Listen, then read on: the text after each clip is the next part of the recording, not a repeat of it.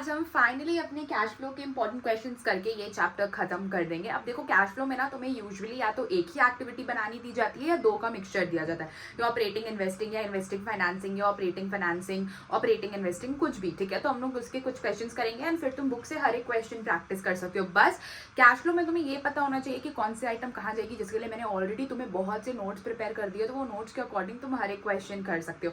तुम बोलोगे कि दी आप हर दिन एक ही कपड़ा पहनते हो, क्योंकि ये सारी वीडियोस एक दिन की रिकॉर्ड की गई है, ठीक है। मतलब एक दिन पे ही हमने सारे वीडियोस रिकॉर्ड कर लिए हैं सो दैट तुम्हें टाइमली वीडियोस मिल पाए, तो टू सेव सम टाइम और तुम्हारे बोर्ड्स में अच्छे मार्क्स आए, इसी के लिए, ठीक है। बढ़िया, देखो ये तुम्हारा पहला क्वेश्चन है कैश फ्लो स्टेटमेंट। अब देखो क्वेश्चन क्या बोलता है, From the following particulars of Ruparel Limited, calculate cash flow from investing activities. तुम्हें cash flow calculate करना है investing activities, ठीक है। तो अब तुम्हें गुडविल दिया गया है, ठीक है, तुम्हें पेटेंट्स दिया गया है, मशीनरी दिया गया है और 10% इन्वेस्टमेंट्स दिया गया है। अब तुम्हें हमेशा इन्वेस्टिंग एक्टिविटीज में क्या देखना पड़ता है, एसेट। अब अगर एसेट का सिर्फ बैलेंस दिया हो तो वेल एंड गुड, ठीक है, लेकिन अगर एसेट के साथ एडजस्टमेंट्स भी दिए रहे, ठीक है, तो फिर तो तुम्हें उनका अकाउंट बनाना पड़ता है, ये तो तुम्हें पता है, ठीक है।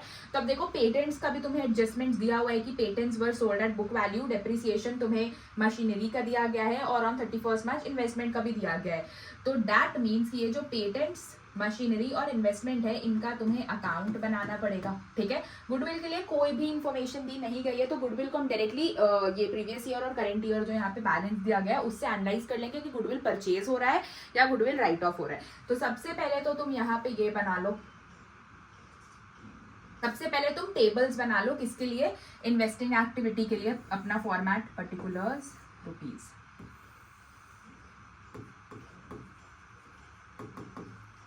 पर्टिकुलर्स रुपीज रुपीज, ठीक है। यहाँ पे तुम्हें बेसिकली क्या लिखना है, cash flow from investing activities, ठीक है। अब गुडविल के लिए तुम्हारे को एज सच कोई भी टेबल बनाना नहीं पड़ेगा, तो ये यहीं से एनालाइज कर लो। देखो ये ईयर 2022 है और ये ईयर 2023 है, मतलब कि ये तुम्हारा प्रीवियस ईयर है और ये तुम्हारा करंट ईयर है। प्रीवियस ईयर गुडविल 1 लाख का था और अभी गुडविल 3 लाख का हो गया, मतलब 2 लाख से गुडविल इंक्रीज हो रहा है, मतलब हम इसको परचेज ऑफ गुडविल कंसिडर करेंगे।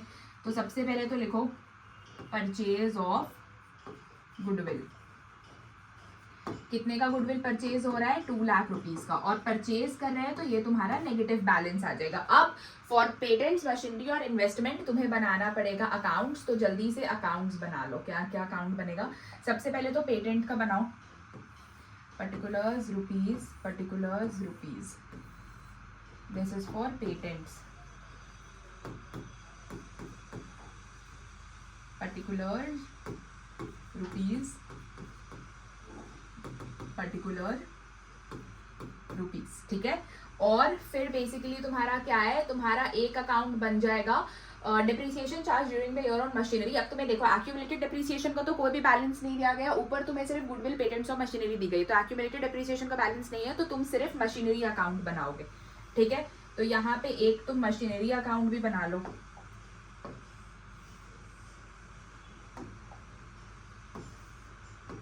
Particulars rupees, particulars rupees, particular rupees, particular rupees, ये तुम्हारा मशीनरी अकाउंट बन गया, ठीक है। इन्वेस्टमेंट का काम हम बाद में करेंगे, पहले हम इन दोनों का काम अच्छे से कर लेते हैं। तो देखो एडिशनल इन्फॉर्मेशन में क्या क्या लिखा हुआ है, पहले पेटेंट्स का ओपनिंग और क्लोजिंग बैलेंस लिख लो। दोनों एसेट है तो ओपनिंग बैलेंस तुम्हारा 2 साइड आ जाएगा, 2 बैलेंस ब्रॉट डाउन, ठीक है। तो पेटेंट्स का ओपनिंग बैलेंस कितना है, 280, सॉरी, पेटेंट्स का ओपनिंग बैलेंस कितना है, 280 और तुम्हारा क्लोजिंग है 160, ओपनिंग 280 और क्लोजिंग 160, ओपनिंग 280 और क्लोजिंग 160, ठीक है। यहाँ पे लिख लो जल्दी से, 2 बैलेंस ब्रॉट डाउन, ओपनिंग कितना है तुम्हारा 280, 2,80,000 और bye balance carried down, closing balance कितना है 160। इसी तरह मशीनरी का ओपनिंग बैलेंस कितना है 10,20,000 और क्लोजिंग है 12,40,000, ठीक है। ओपनिंग कितना है, 2 बैलेंस ब्रॉट डाउन 10,20,000 और क्लोजिंग है बाय बैलेंस कैरी डाउन 12,40,000। ठीक है, ओपनिंग क्लोजिंग हो गया। अब एडिशनल इंफॉर्मेशन पढ़ो क्या गिवन है।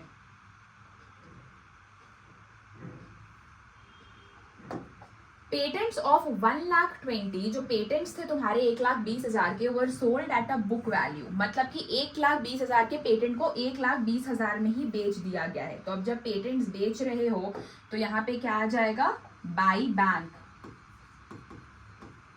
बाय बैंक, ये तुमने सेल किया 1,20,000 के पेटेंट्स को 1,20,000 में ही। ठीक है, और पेटेंट से रिलेटेड कोई भी एडिशनल इंफॉर्मेशन दी नहीं गई है तो हम कैलकुलेशन कर लेंगे। ठीक है, 160 और 120 कितना हो जाएगा, 280। और देखो इधर भी तुम्हारा 280 ही आ रहा है, इधर भी तुम्हारा 280 ही आ रहा है। तो मतलब यहाँ तुम्हारा कोई भी बैलेंसिंग फिगर नहीं निकलेगा। तो यहाँ पे बस हम ये जो सेल हुआ पेटेंट का उसको इन्वेस्टिंग एक्टिविटीज में प्लस कर देंगे। ठीक है, यहाँ इन्वेस्टिंग एक्टिविटी में प्लस कर दो सेल ऑफ पेटेंट्स। कितने का सेल हो रहा है, 1,20,000 का। ये तो तुम्हारा पॉजिटिव आ जाएगा, डन। तुम्हारा पेटेंट वाला एडजस्टमेंट हो गया। ठीक है, नेक्स्ट देखो, depreciation charge during the year on machinery was 1,40,000। Machinery में जो तुम्हारा डेप्रिसिएशन चार्ज हो रहा है वो 1,40,000 का है। ठीक है, तो मशीनरी में जो डेप्रिसिएशन चार्ज हो रहा है वो तुम्हारा 1,40,000 का है। तो यहाँ पे लिख लो बाय डेप 1,40,000। ठीक है, इसके बाद क्या लिखा है, a machine having book value of 80,000, a machine having book value, just a second, a machine having book value of 80,000 was sold for 50,000। एक मशीनरी है जिसका बुक वैल्यू 80,000 है। 80,000 की मशीनरी को हमने 50,000 में बेच दिया। तो बेचा कितने पे, 50,000 में। तो यहाँ पे वो लिखोगे बाय बैंक, सेल कितना हमने किया, 50,000 में। ठीक है, मशीनरी थी कितनी की, 80,000 की। 80,000 की मशीनरी को 50,000 में बेच दिया तो लॉस हो गया भाई 30,000 का। तो 30,000 का लॉस भी तुम इधर ही दिखाओगे by statement of profit and loss. ये तुम्हारा बेसिकली जो लॉस हुआ, कितने का लॉस, 30,000 का लॉस। ठीक है, अब इनको हम लोग सिंपली कैलकुलेट कर देंगे, देखो कितना होता है।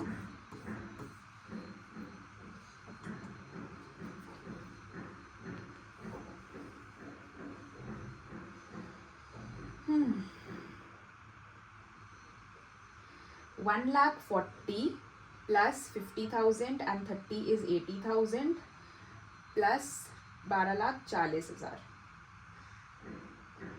ये तुम्हारा 14,60,000 आ रहा है। 14,60,000 इधर भी लिखो, 14,60,000। इसमें से माइनस कर दो 10,20,000। तो ये तुम्हारा टू बैंक, ये जो तुम्हारा बैलेंसिंग फिगर आया ये तुम्हारा क्या निकला, परचेज निकल गया मशीनरी का।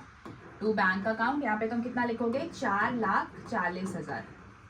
ठीक है, 4,40,000 आ गया। तो अब देखो इससे क्या क्या चीजें जाएंगी, डेप्रीसिएशन तुम्हारा जाएगा। डेप्रीसिएशन बेसिकली, डेप्रीसिएशन तुम्हारा ऑपरेटिंग एक्टिविटी का पार्ट होता है तो ये ऑपरेटिंग में प्लस होगा, तो इसे इन्वेस्टिंग से कोई लेना देना नहीं।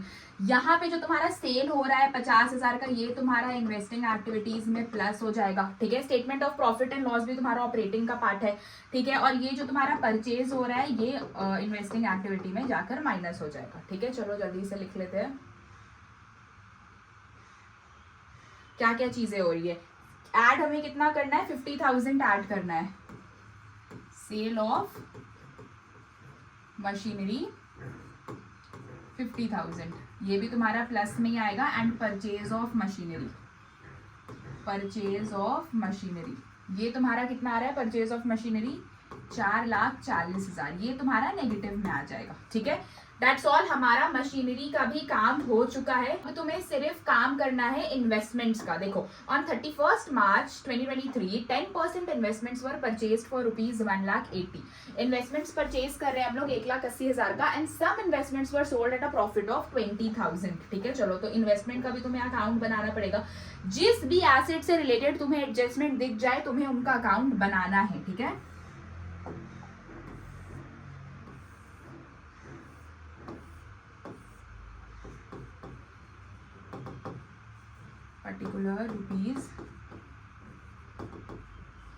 पर्टिकुलर रुपीज, ये तुम्हारा कौन सा अकाउंट बन गया?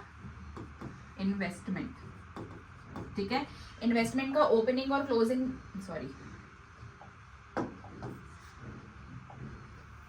इन्वेस्टमेंट का ओपनिंग और क्लोजिंग बैलेंस कितना दिया हुआ है? देखो, ओपनिंग बैलेंस है तुम्हारा 60,000 और क्लोजिंग है 1,60,000। ओपनिंग है 60 और क्लोजिंग है 1,60,000। तो इन्वेस्टमेंट भी तुम्हारा इधर ही आ जाएगा, opening balance to balance brought down 60,000 और क्लोजिंग बैलेंस कितना है? By balance carried down 1,60,000। ठीक है, अब देखो एडिशनल इंफॉर्मेशन पढ़ो क्या क्या गिवन है। ड्यूरिंग द ईयर 10, ये वाला जो 31 मार्च 2023 को 10% इन्वेस्टमेंट्स वर परचेज फॉर 1,80,000 का हम इन्वेस्टमेंट्स परचेज कर रहे हैं। ठीक है, यहाँ पे लिख लेंगे परचेज कर रहे हैं तो टू बैंक अकाउंट। ठीक है, कितने का परचेज कर रहे हैं? 1,80,000 का। ठीक है, 1,80,000 का हमने इन्वेस्टमेंट्स परचेज किया, ये तुम्हारा परचेज आ गया। ठीक है, अब आगे देखो ट्विस्ट क्या है क्वेश्चन में। And some investments were sold at a profit of 20%, और कुछ इन्वेस्टमेंट्स को हमने प्रॉफिट में बेच दिया 20,000 के प्रॉफिट में। देखो, अब इन्वेस्टमेंट की वैल्यू नहीं दी गई है, कितने के इन्वेस्टमेंट को कितने प्रॉफिट में बेचा गया, सिर्फ बता दिया गया कि 20,000 के प्रॉफिट में बेचा गया, लेकिन कितने इन्वेस्टमेंट्स को? सम इन्वेस्टमेंट्स। ठीक है, तो देखो साल के शुरू में तुम्हारे पास थे 60,000 के इन्वेस्टमेंट्स, 1 सेकेंड, 60,000 के इन्वेस्टमेंट्स, फिर तुमने और इन्वेस्टमेंट्स परचेज किए 1,80,000 के, तो टोटल कितना हुआ? 180 एंड 60, 2,40,000। लेकिन साल के क्लोजिंग में तुम्हारे पास 1,60,000 के ही इन्वेस्टमेंट्स है, तो जाहिर सा बात है कि तुमने बीच में कितने के इन्वेस्टमेंट सेल किए? साल के शुरू में 60,000 के इन्वेस्टमेंट थे, फिर तुमने 1,80,000 के और इन्वेस्टमेंट खरीदे, तो 2,40,000 के टोटल इन्वेस्टमेंट्स हो गए। लेकिन तुम्हारा क्लोजिंग बैलेंस जो आज का करंट बैलेंस है वो है 1,60,000 का इन्वेस्टमेंट, मतलब तुमने बीच में कुछ सेल आउट कर दिया तभी तो 1,60,000 बचा। तो 180 प्लस 60 2,40,000 में से हम ये क्लोजिंग बैलेंस 160 को माइनस कर देंगे। तो 80,000 का इन्वेस्टमेंट तुमने बेचा है, और क्वेश्चन में क्या बोला गया था कि वो जो कुछ इन्वेस्टमेंट्स है वो तुम्हारे को 20,000 के प्रॉफिट में बेचा जा रहा है, 20,000 के प्रॉफिट में बेचा जा रहा है। मतलब कि 80,000 का जो हमने इन्वेस्टमेंट सेल आउट किया, जो हमने 240 माइनस 160 किया कैलकुलेटर में, 80,000 का जो इन्वेस्टमेंट सेल आउट किया वो 20,000 की प्रॉफिट में बेचा। मतलब कि सेलिंग वैल्यू क्या आई तुम्हारी?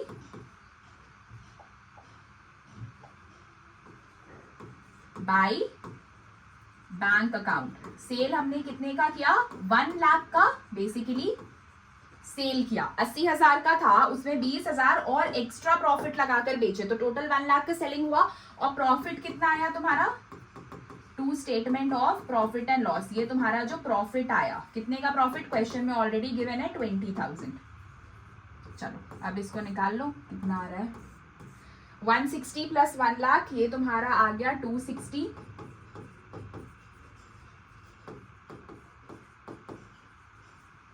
ठीक है, और इधर भी तुम्हारा टोटल उतना ही आएगा 260, ये तुम्हारा टोटल तो 260 आ रहा है। ठीक है, मतलब हमने ये वाली चीज निकाली बैलेंसिंग फिगर में, सेल वैल्यू।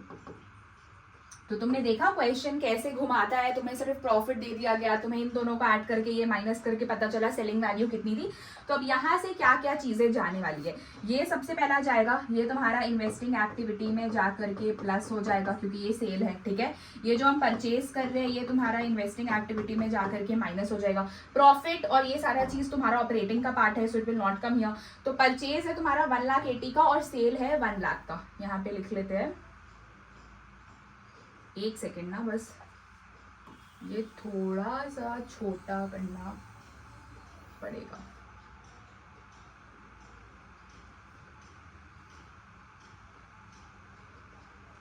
का तुम्हारा इन्वेस्टमेंट परचेज कितने का हो रहा है? 1,80,000 का, और सेल हो रहा है 1 लाख का, तो इसको भी हम यहाँ पे लिख लेंगे।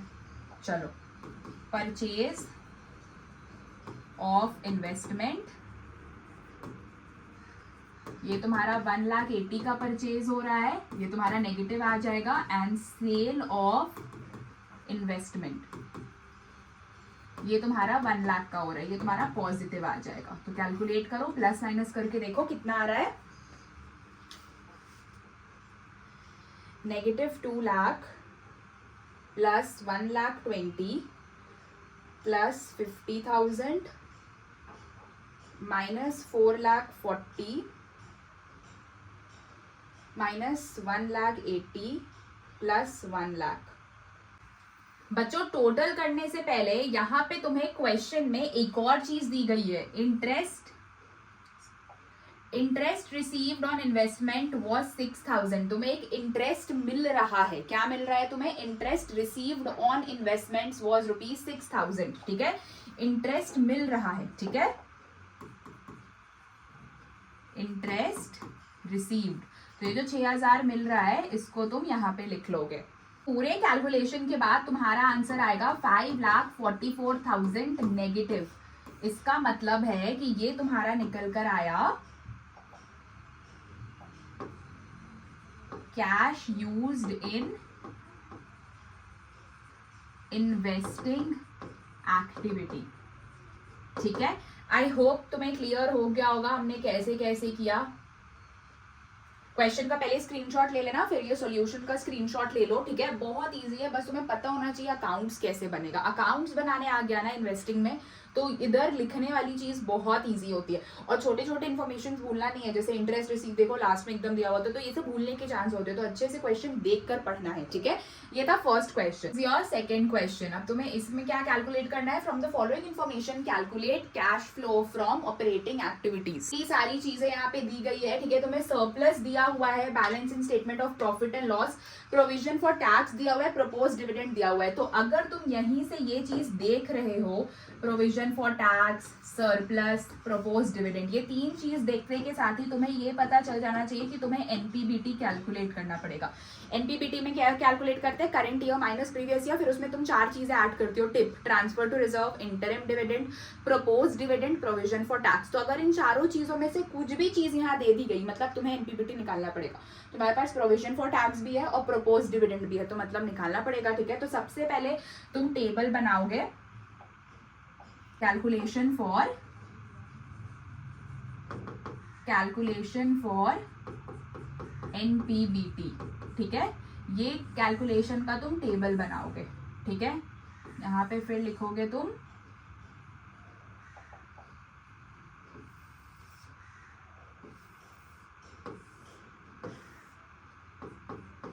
पर्टिकुलर्स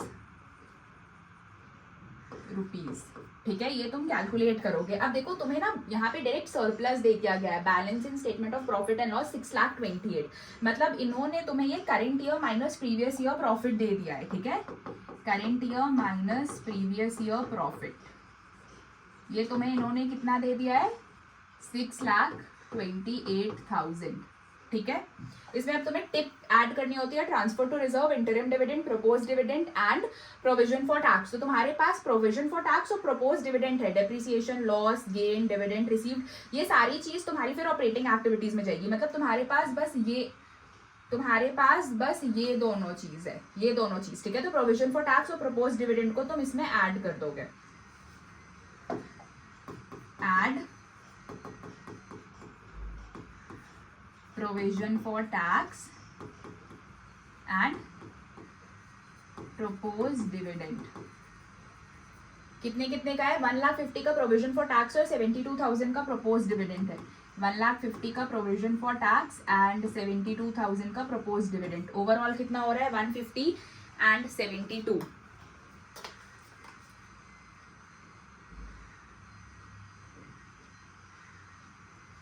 2,22,000 और तुम्हारे पास कुछ भी रिफंड ऑफ टैक्स वगैरह नहीं है, तो बस इन दोनों को ऐड कर लो। कितना हो रहा है?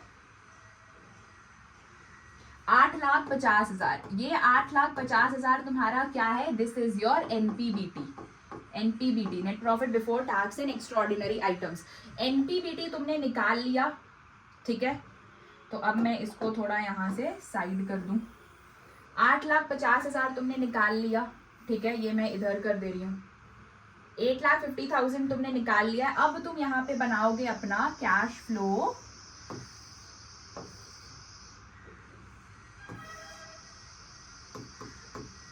particulars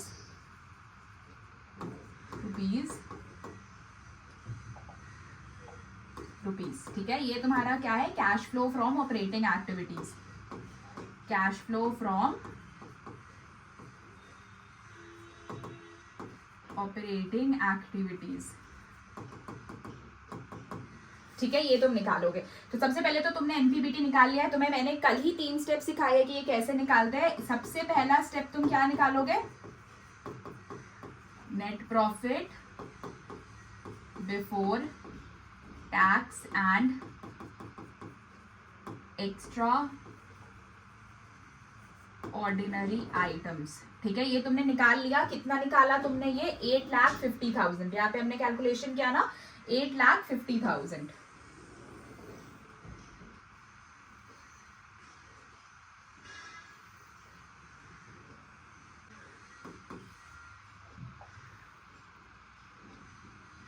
चलो यहाँ पे जल्दी से लिख लो 8,50,000। ठीक है, नेट प्रॉफिट हमने निकाल लिया। अब सेकेंड तुम्हें क्या निकालना पड़ता है, ऑपरेटिंग प्रॉफिट, पूरा लिखना ना, operating profit before working capital changes. ये पूरा फुल फॉर्म लिखकर आना एग्जाम में। ठीक है, तो ऑपरेटिंग प्रॉफिट तक पहुंचने के लिए तुम्हें क्या करने पड़ते हैं, एडजस्टमेंट्स फॉर नॉन कैश और non operating expenses, losses, incomes and gains. ठीक है, तो कुछ चीजें ऐड करेंगे और कुछ चीजें लेस करेंगे। ठीक है, इसको मैं यहां से थोड़ा सा नीचे कर देती हूँ।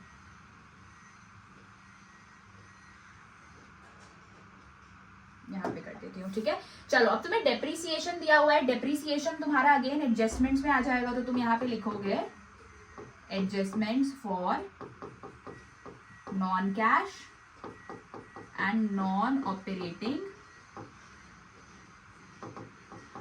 आइटम। ठीक है, जिसमें तुम कुछ चीजें ऐड करोगे,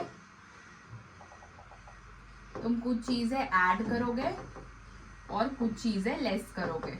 ठीक है, डेप्रीसिएशन तुम्हारा ऐड होता है। कितने का डेप्रीसिएशन है,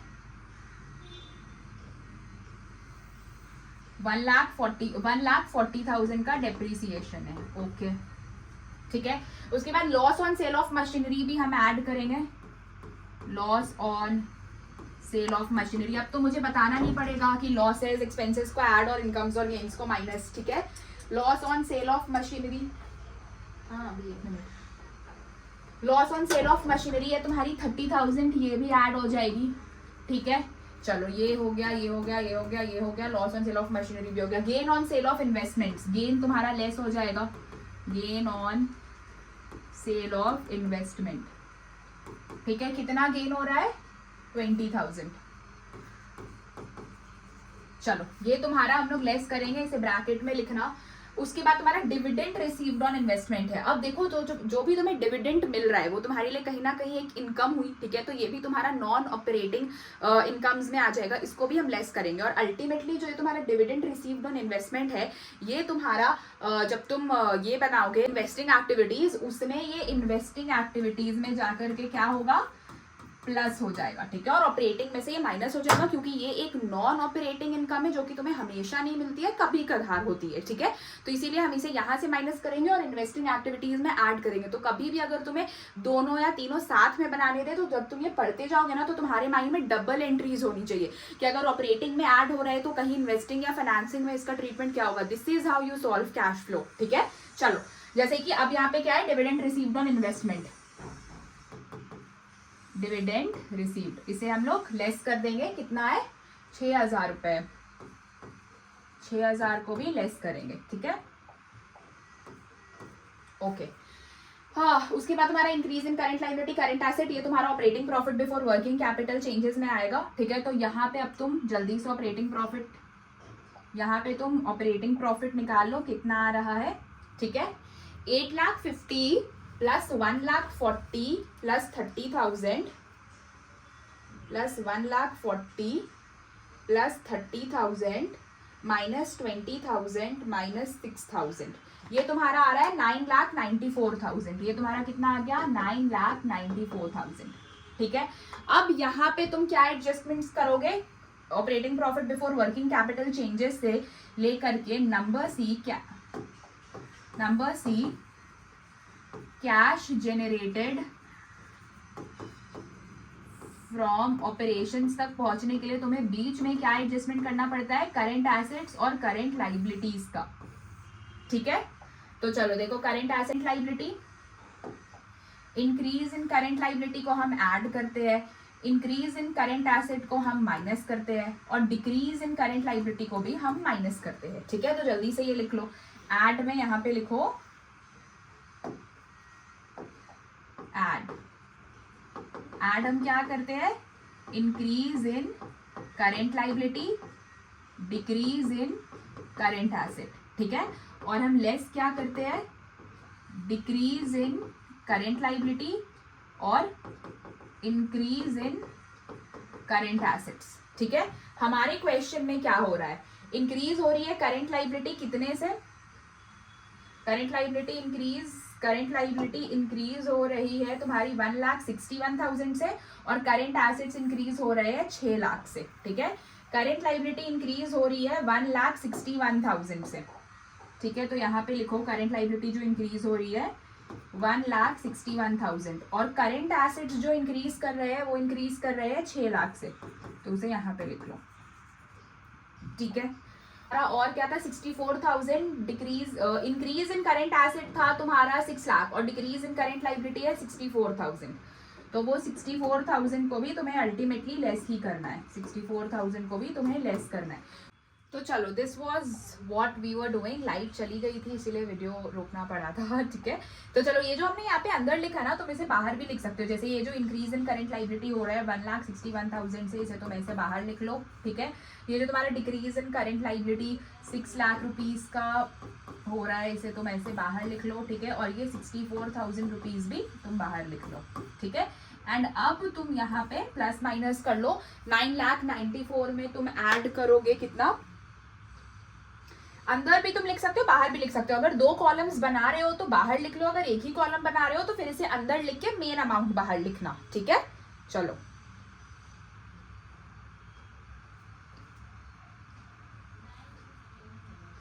$9,94,000 प्लस 1,61,000 माइनस 6,64,000, मैंने 60 और 64 को एक साथ ऐड कर दिया ना, 4,91,000 आ रहा है। ठीक है, 4,91,000 में कैश जनरेटेड फ्रॉम ऑपरेशन से इसे तुम इनकम टैक्स माइनस करते हो। देखो, इनकम टैक्स गिवन है 1,18,000,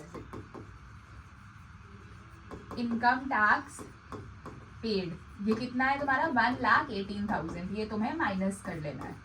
तो देखो कितना आ रहा है, माइनस 1,18,000, ये तुम्हारा आ गया 3,73,000, 3,73,000। ये तुम्हारा क्या है,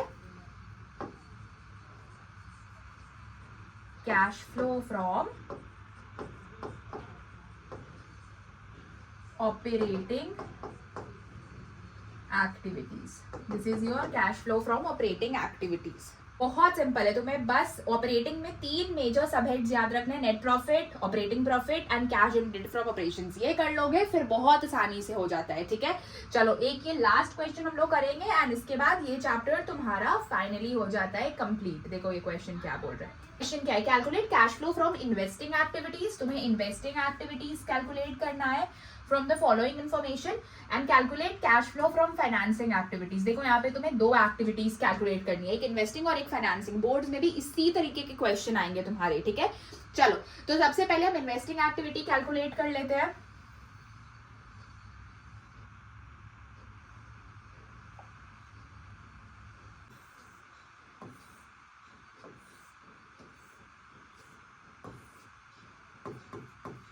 particulars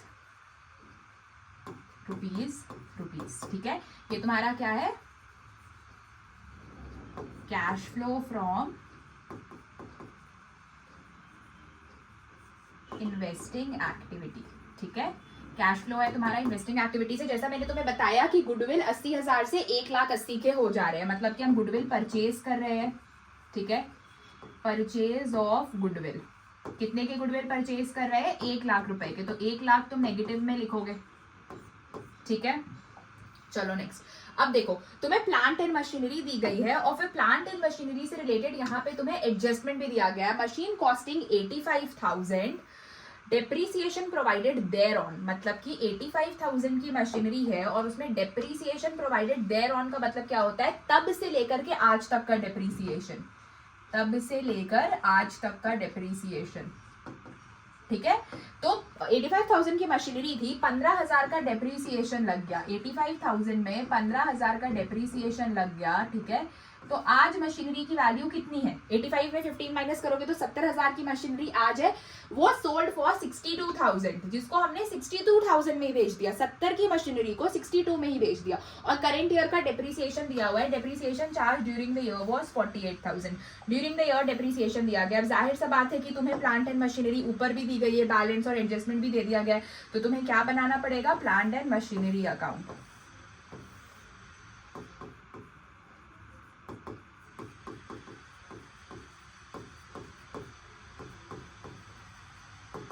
particulars rupees, particular rupees, ठीक है, बढ़िया। चलो देखो, सबसे पहले तो तुम यहाँ पे लिख लोगे टू बैलेंस ब्रॉट डाउन, और यहाँ पे लिख लोगे बाई बैलेंस कैरी डाउन। कितना बैलेंस गिवन है क्वेश्चन में, देखो क्वेश्चन में बैलेंस दिया हुआ है प्लांट एंड मशीनरी का, पिछले साल का 3 लाख और इस साल का 4,10,000। पिछले साल का 3 लाख मतलब ओपनिंग बैलेंस 3 लाख है और इस साल का 4,10,000, ठीक है। अब तुम एडिशनल इन्फॉर्मेशन का काम करोगे। देखो एडिशनल इन्फॉर्मेशन में क्या क्या गिवन है। अब मशीन कॉस्टिंग 85,000, डेप्रीसिएशन हमने 15,000 प्रोवाइड किया, तो आज की मशीनरी का कितना प्राइस है, वो सोल्ड फॉर 62,000, सेलिंग वैल्यू तुम्हें दे दी गई है 62,000, ठीक है। तुम यहाँ पे लिखोगे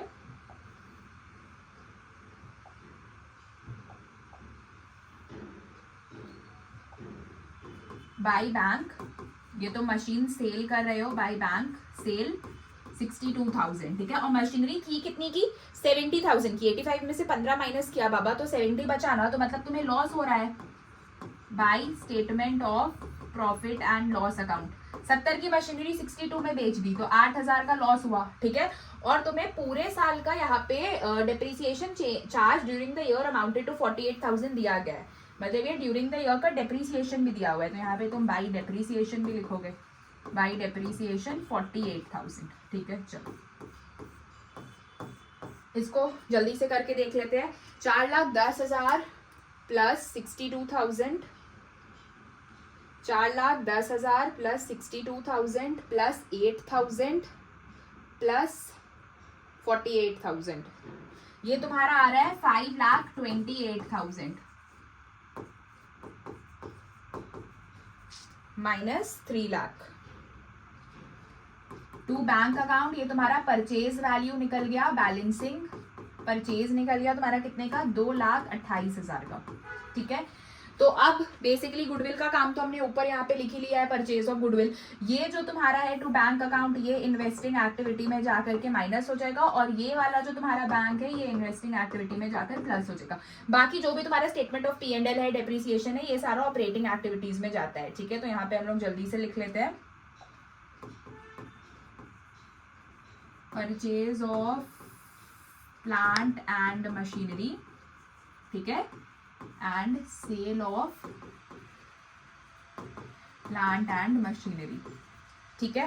परचेज कितने का है, 2,28,000 का, ये तुम ब्रैकेट में लिखोगे, और सेल है तुम्हारा 62,000 का, ठीक है।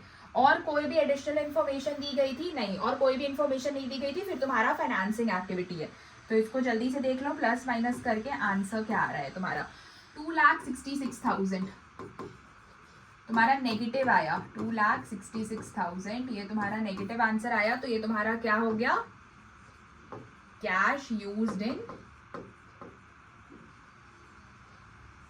Investing activity. नेगेटिव में हम लोग कैश यूज्ड लिखते हैं, ओके। पार्ट हमने अच्छे से कंप्लीट कर लिया। अब तुम्हारा ये है सेकंड पार्ट क्वेश्चन का, calculate cash flow from financing activities. Cash flow from financing activities calculate करना है, ठीक है। तो तुम्हें देखो इक्विटी शेयर दिया हुआ है, बैंक ओवरड्राफ्ट दिया गया और लोन फ्रॉम बैंक दिया गया, और एडिशनल इन्फॉर्मेशन में ये दिया गया है, ठीक है। तो सबसे पहले हम क्या बनाएंगे, हम यहाँ पे ये क्या बना रहे हैं, cash flow from financing activity, ठीक है, हम ये कैश फ्लो बना रहे हैं फाइनेंसिंग एक्टिविटी से रिलेटेड। ठीक है, तुम्हें इक्विटी शेयर कैपिटल दी गई। Equity share capital previous year था 10 लाख और इस साल है 15 लाख, मतलब हमने इशू किया है, इशू ऑफ इक्विटी शेयर 10 से 15 हो गया, मतलब हमने 5 लाख का इशू किया। ठीक है, बढ़िया। उसके बाद बैंक ओवरड्राफ्ट है, 1,20,000 का था प्रीवियस ईयर में। ठीक है, और करेंट ईयर में 90,000 का हो गया, मतलब हमने रीपे कर दिया। ठीक है, तो यहाँ पे तुम लिखोगे repayment of bank overdraft. Bank overdraft का रीपेमेंट कर दिया, 1,20,000 से 90 हो गया, मतलब कि तुमने 30,000 का पेमेंट कर दिया, तो ये तुम नेगेटिव में लिखोगे 30,000। ठीक है, लोन फ्रॉम बैंक, पिछले साल का 6 लाख का था, इस साल 7 लाख हो गया, मतलब तुमने 1 लाख और लोन ले लिया। ठीक है, तो ये तुम लिखोगे proceeds from bank loan, 1 lakh का तुमने और लोन ले लिया, तो ये तो तुम्हारा पॉजिटिव ही आएगा। ठीक है, बढ़िया। अब देखो एडिशनल इन्फॉर्मेशन क्या क्या दी गई है। Interest paid on bank loan amounted to 6,000। अब देखो कैसे समझते हैं कि अगर तुम्हें यहाँ पे तीनों बनाने दे देता, operating, investing, financing. Interest paid on bank loan बोल रहा है, मैंने तुम्हें बताया इंटरेस्ट पेड एक नॉन ऑपरेटिंग एक्सपेंस है, तो ये इंटरेस्ट पेड तुम्हारा ऑपरेटिंग एक्टिविटीज में प्लस होता और इंटरेस्ट पेड यहाँ फाइनेंसिंग से माइनस हो जाता। देखो ऐसे पता करते हैं कौन कौन सा आइटम्स कहाँ पे जाएगा, तुम्हें बस सबका कॉन्सेप्ट पता होना चाहिए। 60,000 यहाँ से माइनस कर लो। ठीक है, नेक्स्ट है तुम्हारा dividend paid. Same dividend paid, पिछले वाले क्वेश्चन में हमने डिविडेंड पेड ऑन इन्वेस्टमेंट किया था ना ऐड ऑपरेटिंग में, तो ये ऑपरेटिंग में ऐड हो जाएगा और फाइनेंसिंग से माइनस हो जाएगा। और अगर डिविडेंड रिसीव्ड हो जाता तो क्या करते, डिविडेंड पेड, 1,10,000 का डिविडेंड पे कर रहे हो, तो ये भी तुम्हारा माइनस में आ जाएगा। चलो अब कैलकुलेट कर लो फाइनली क्या आ रहा है।